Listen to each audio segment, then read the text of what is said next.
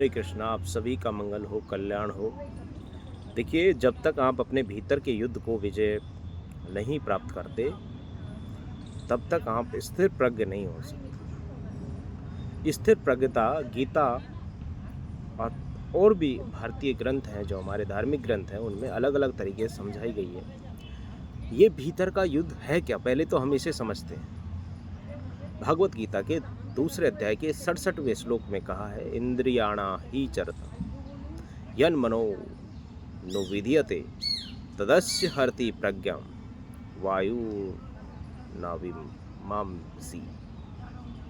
जो मन इंद्रियों के पीछे भटकता है, वह व्यक्ति की बुद्धि को उसी तरह नष्ट कर देता है जैसे हवा नाव को जल में बहा ले जाती है।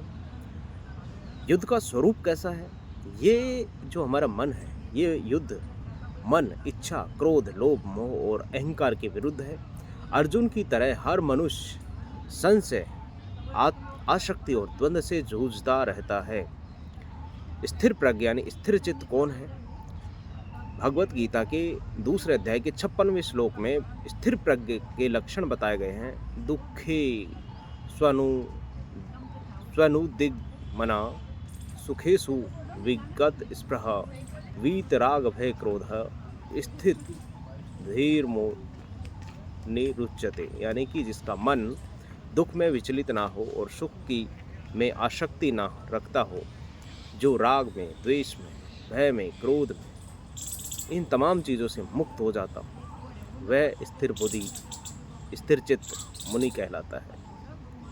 आंतरिक युद्ध की विजय का मतलब है कि स्थिर प्रज्ञ बनने के लिए मन के विकार यानी काम, क्रोध, लोभ, मोह पर विजय आवश्यक है।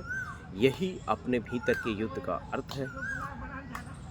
भगवत गीता के अलावा योग वशिष्ठ ने भी कहा कि इसमें मन की चंचलता को चित्तवृत्ति कहा गया है। जब तक मन वासनाओं से जूझता है, तब तक आत्मज्ञान असंभव है।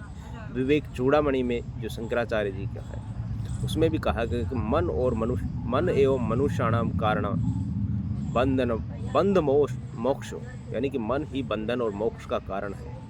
मन को जीतकर ही मुक्ति संभव है। बौद्ध दर्शन में भी कहा गया है धम्म पद में कि अत्ता ही अत्तनो नाथ, यानी कि तुम्हारा उद्धार तुम्हारे ही हाथ में है। भीतर के अज्ञान और तृष्णा को जीतना जरूरी है। अभ्यास और वैराग्य, गीता के 6 अध्याय के 35वें श्लोक में कहा गया कि मन को अभ्यास, नियमित साधना और वैराग्य यानी आसक्ति से त्याग से वश में किया जा सकता है। आपका मंगल हो।